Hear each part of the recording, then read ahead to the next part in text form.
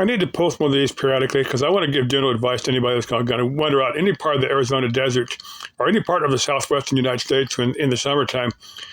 I'm going to direct this towards the Lost Dutchman mine. I'm going to give some history, my understanding of the Lost Dutchman mine, and my personal beliefs on the Lost Dutchman mine. The general advice to anybody I give to come in here to Arizona: hey, carry water with you.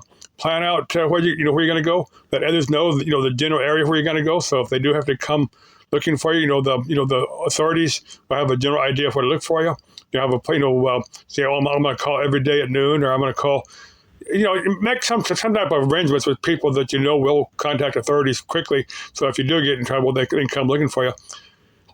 You've got this choice, or if you just wander out the desert by yourself, unprepared, unplanned, they're probably going to be finding your remains out there in the desert. Days later, you're probably going to experience a horrific death. So if you go on another desert, have some prepared, practice some preparedness. I think I'm saying that right. Now, I was watching a video. It was not necessarily on the Lost Dutchman mine, that in general, but it was, on the Super Ascension Mountains, some of the four-wheel drive trails and stuff out there. Some of those you can just wander out there. Some of those you need, maybe it's private land, or maybe you need the permission of the state or federal government. You need to kind of research the area you want to go and figure out what you need to be out there legally. Let me get to the Lost Dutchman mine. Now, it was this guy, Jacob Waltz. Now, he wasn't Dutch. He was German. I think he actually became a U.S. citizen, but, he lived in the United States a long time. He worked for Henry Werkenberg. I'm going to get to Henry Werkenberg in a minute. Now, I think people probably ask him, where are you from? And he probably said, well, Deutschland. And people said, well, that's Dutch, but it's actually German. Now, on Henry Werkenberg, he had Jacob Waltz had worked for Henry Werkenberg.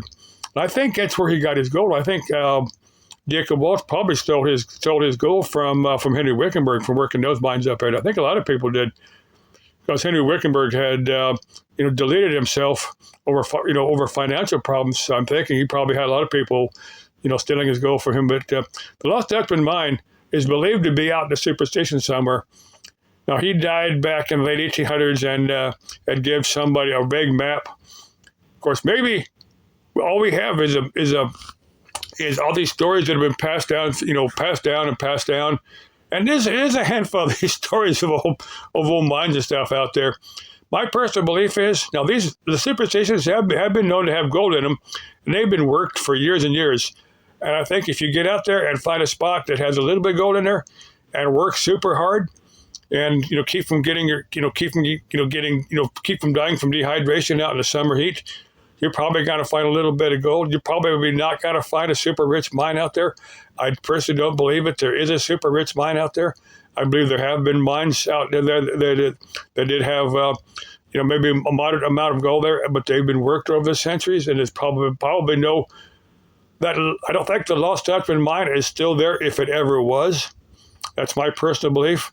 But I said, if you go out in the desert, if you go out in the hot, dry desert in the summertime, be prepared for a very harsh, unforgiving environment, because that's what the deserts of the southwestern United States are. They're harsh, dry, unforgiving to unpreparedness, unforgiving to mistakes. I can't overemphasize that enough, that if you go out there, be prepared for that. I mean, people do. People go out there in the summertime and hike, but they're people acclimatized, they're people prepared, and they do survive. So you can survive it if you're prepared for it.